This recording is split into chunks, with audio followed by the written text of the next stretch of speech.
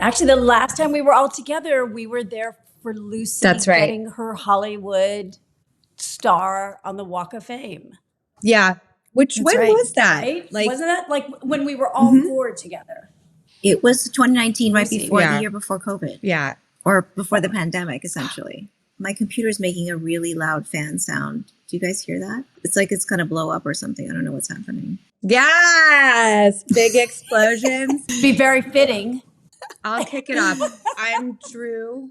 Obviously, Cameron, Lucy, Demi. You've got Charlie's Angels here. But we've done so many things other than Charlie's Angels. So whether you see us as the Angels or not, we are four women who love each other, respect each other, have known each other, have worked together, and celebrate female friendship. And really what was an easy yes for all of us was to come together and talk to Demi and about Demi in this performance. One thought that I wanted to start with to kick us off was I was curious what your director told you, Demi, that made you believe and trust that you could do what you do and that she would do what she did and it would in any way, shape, or form come out to the masterpiece that is The Substance?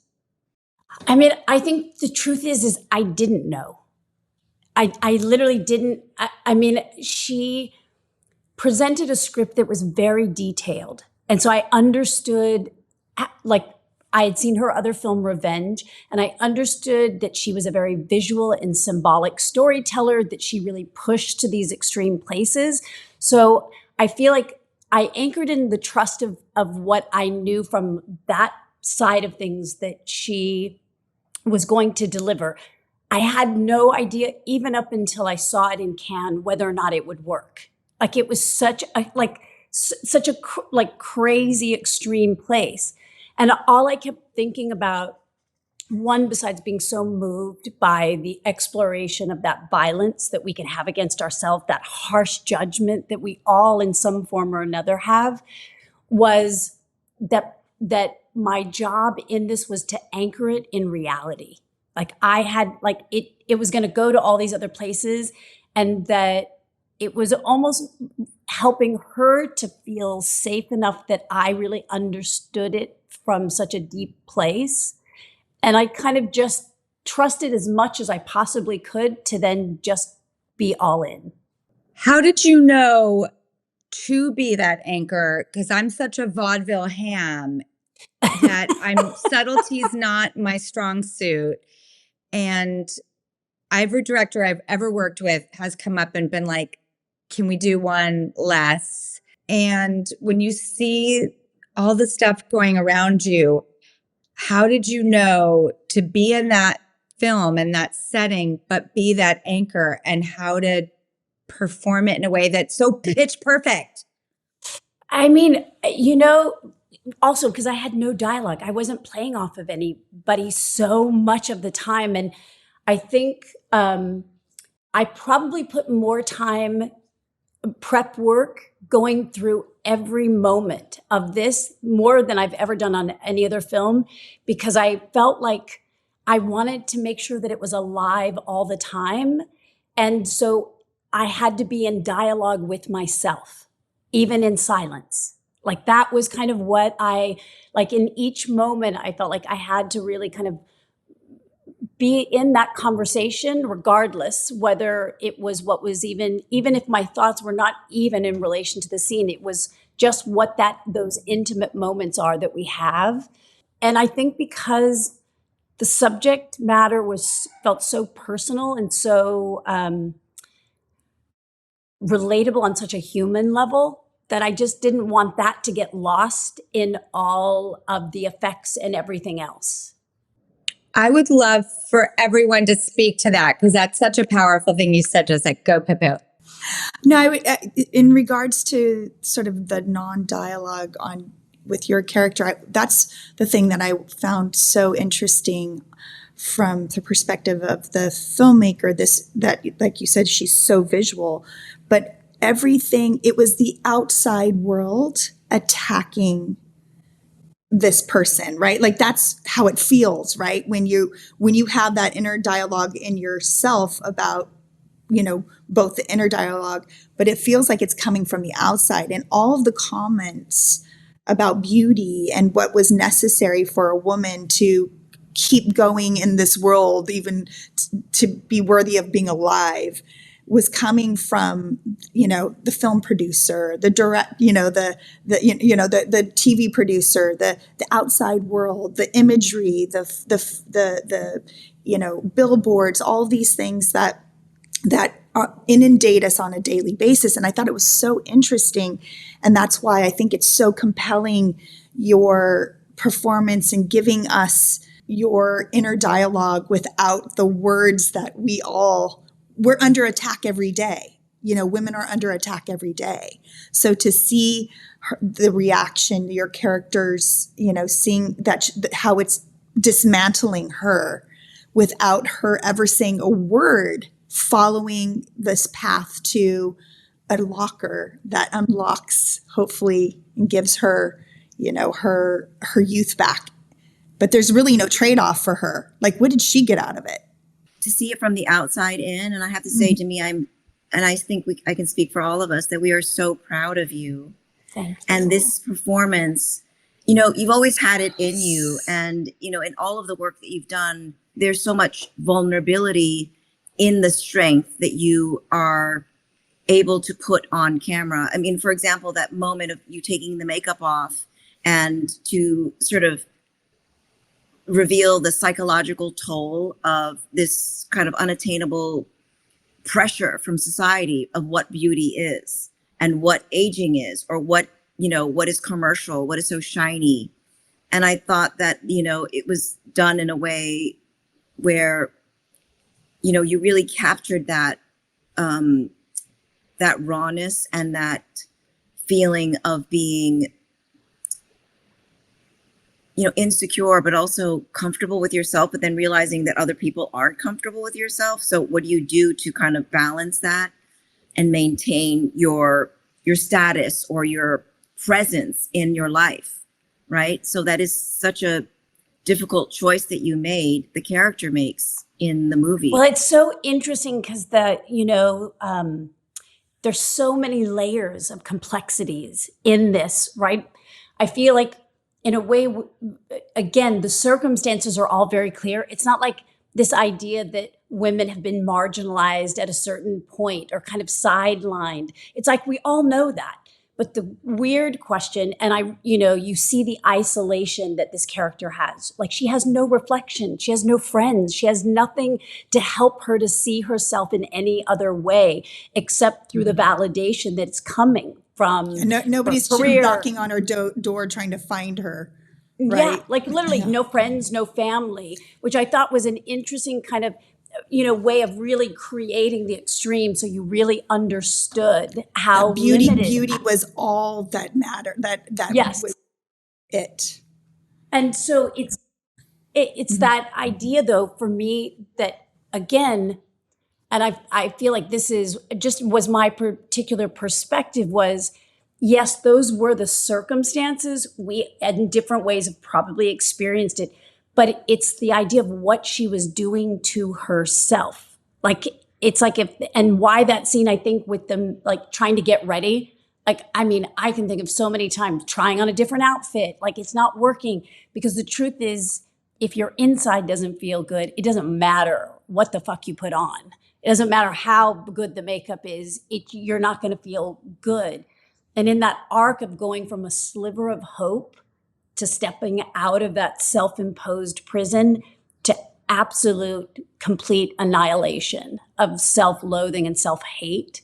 Like, it's such a short span, but it just kind of encompasses so much for me of what we can do to ourselves when we give too much power and meaning to what others think as opposed to how we hold ourselves.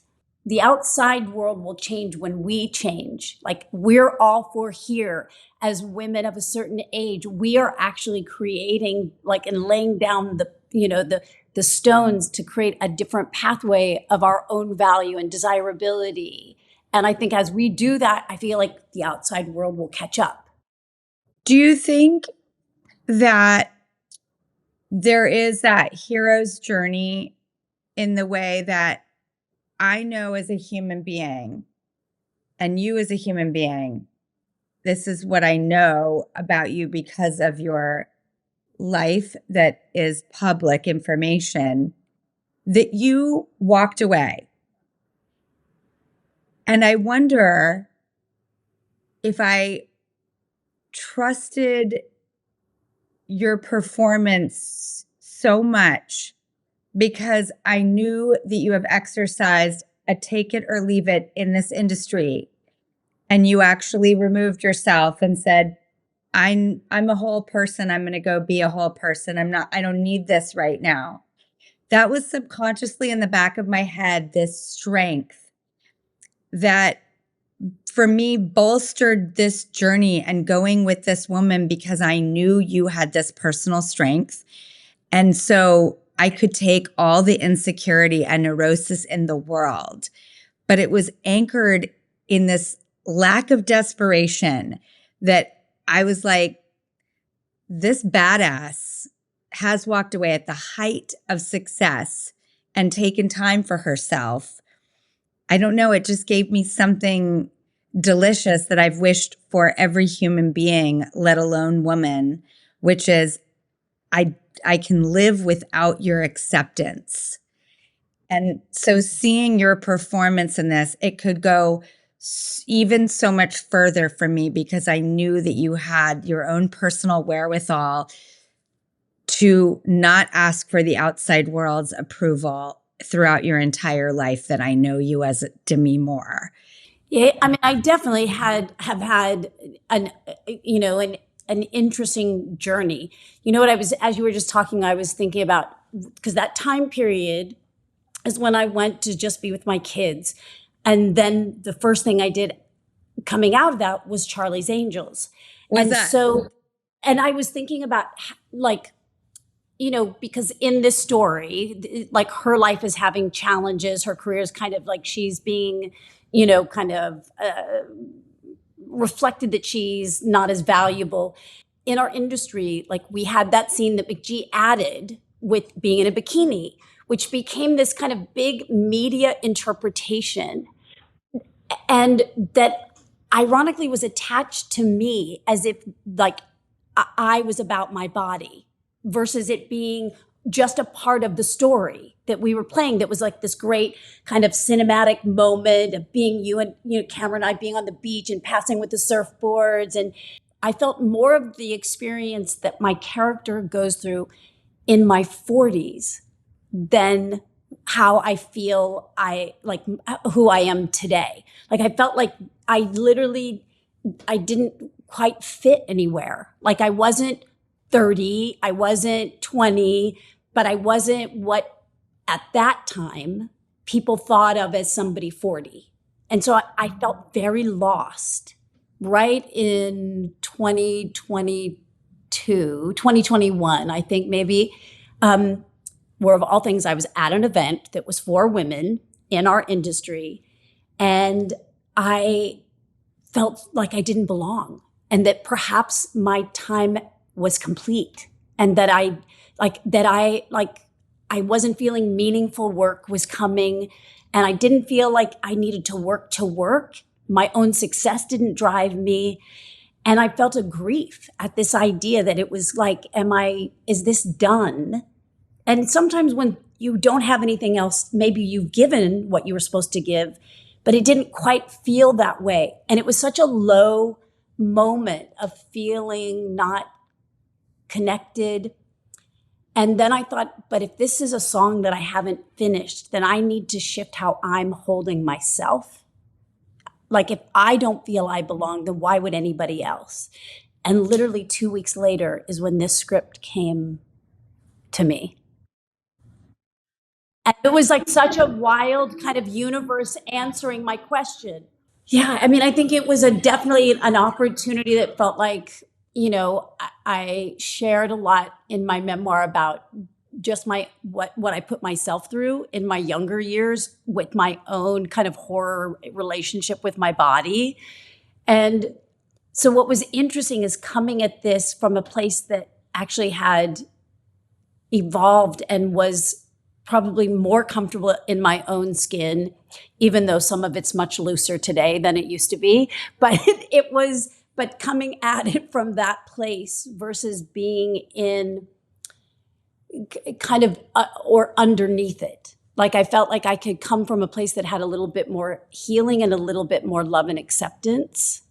I was going to ask you about like at the end when she wrote that whole scene with, the auditorium and going out, and what was that like when you were, reading it and then actually shooting it, because it becomes so extreme and it's very bold and incredibly brave, and the performances are, at that point it's just completely, you just unleash this that moment of walking on stage and being there. It just was so jarring as an audience member, and also seeing that there was an audience there and that maybe nobody's going to notice that, something's a little there's so many interesting complexities in what Coralie created. Like there's so many layers in this idea of almost like there's greater acceptance. Like the other scene that moved me, and it's with Margaret in the suit,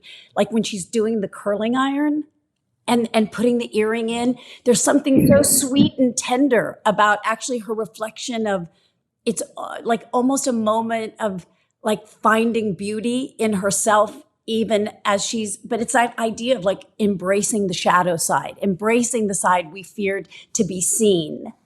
And then, kind of I think for Coralie, that unleashing of the blood was almost like symbolically like the feeling of the blood that's been spilled in the way in which, kind of women have been judged, the harsh, that standard we're held to, our value. Because in a weird way, I can't say I personally have experienced anything as overt as what the character, but in some ways, I don't know. Do you feel you've experienced it in more subtle, more covert ways?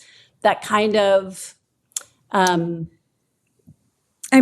think that all women we're conditioned to be objectified, period. Whether we are movie stars, just every woman, we're an object of sort. There's, you go walk down the street, any woman can get a catcall. They can get hollered after, that's objectification. It's hard. Obviously, it's more extreme in our circumstances because we're projected onto a screen and literally objectified. As we, we had dolls made out of us. You know what I mean? Like there's, there's that objectification. I think is just so innate. It's so ingrained in us. We are constantly, we bow down to that. We serve that objectification. We try to meet its request in so many ways. But I think that, in watching you give this performance, I thought to myself, like, it's so funny. It's like you don't have to ask anybody's permission. Like the fact that y'all made this movie is like literally going against, it's as if there was a constitution written in film industry that laid out what the film industry was, and like everybody's been abiding by it for the last however many decades. Y'all went in and just like shredded it to pieces and said, I do not agree with this constitution. We are rewriting this. We are going to, and not only that, but we're going to, in the most, audacious, violent, crazy way that you could possibly do it, And I think the visual, what really just like, because we're dealing with, even though like, I'll go back to what you're talking about, that inner dialogue, but really dealing with on a day-to-day basis as women is visuals. We're dealing with imagery. We're dealing with objectification and a standard of like what people want to see. They don't care what the inner dialogue is, right? So like when you have this movie that's like so highly visual, like that it just depends completely on the visual to get this point across and to give this message. It's so profound. It's so effective. And to what you were saying, Cam, is that it's a claiming of ourselves in the wholeness and fullness of who we are, right? Which is, I feel like, you know, one of the most moving things, because obviously this is set up as somebody in relation to aging, but to have like 20-year-olds come up who this is hitting them. And I started thinking back, like I can look back at 20, 30, 40, at all certain moments where I was so harsh and critical of myself. And I mean, in ways that like I would never have done to anybody else. Like I mean, which in a way, you know, you were talking about the kind of the prosthetics. For me, the degrading part of it was literally always this idea of, if we could create a physical manifestation of what it looks like, the way in which we can talk to ourselves, the way, like, what would that look like? And it was like, that's almost like, that is it. And when, you know, I was having a beautiful conversation with Scout, my middle daughter, for anybody listening who doesn't know. And, you know, kind of what came out of it was this idea of, like, not wasting time focusing on all that you're not when you could be celebrating all that you are. Because it's all those things that are imperfect, the quirks, the interesting things that actually make us interesting and desirable. And like that idea of chasing something, even our youth, like why not like chase the beauty of the wisdom that we have today, this reclaimed energy that we have, that we're like, when we start to move past, you know, like childbearing and moving into these other kind of phases where all of a sudden we can be reignited with fire. I think that this particular time period, I feel like, is in some ways kind of more alive. And because part of it is because it's a more full time within myself. Like I feel almost more autonomous and more independent than I've ever felt at this moment. If we really look at it, like part of the movie is that there's this idealized, a male perspective of an idealized woman, but that doesn't exist without us having bought into it also. When we stop buying into it, then we actually can change the narrative. And that's the part that I feel like, you know, we at this point in our lives can speak to in a way that can be a counterbalance to all of that extreme despair. Because you're so right. It isn't anymore. It is like, oh, the lips aren't a certain way, the cheeks aren't a certain way, that this is that. And while that's always existed, it is heightened today through obviously all of those avenues. And you have young girls, and so it really brings it, you know, to the forefront a lot, which is that going back into the truth is there's no better you than you. So quit chasing being someone else. It makes you really think. It's not just something that you leave behind when you get out of the theater. You know, it's something that is chilling, and, you know, you can't stop watching it, and it's terrifying because before the horror comes on, actually. And I'll just say the last thing, you know, that importance of actually seeing that young and older are one. And that I really feel like we're in this interesting time energetically where that old paradigm that we're in competition has dropped away. It's almost like I feel the Me Too movement was like the Berlin Wall coming down, and as the gates have opened, as we moved past some of the trauma of us then really seeing one another, that we're also now being able to celebrate and elevate.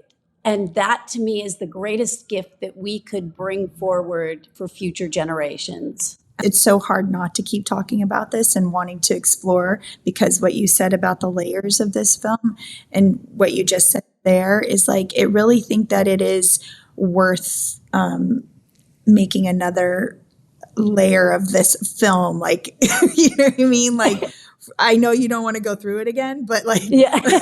thank you for doing this. Thank you for making this movie. It just keeps coming, I still like, it just brings, the layers are just being peeled back. This is the big ass onion. And I'm excited to keep the conversation going wherever we can. So Thank you guys so much. Being all you ladies. To me, Thank so you. proud. Love So you so, proud. So well earned. so proud. Really, it means so much to me. Thank you.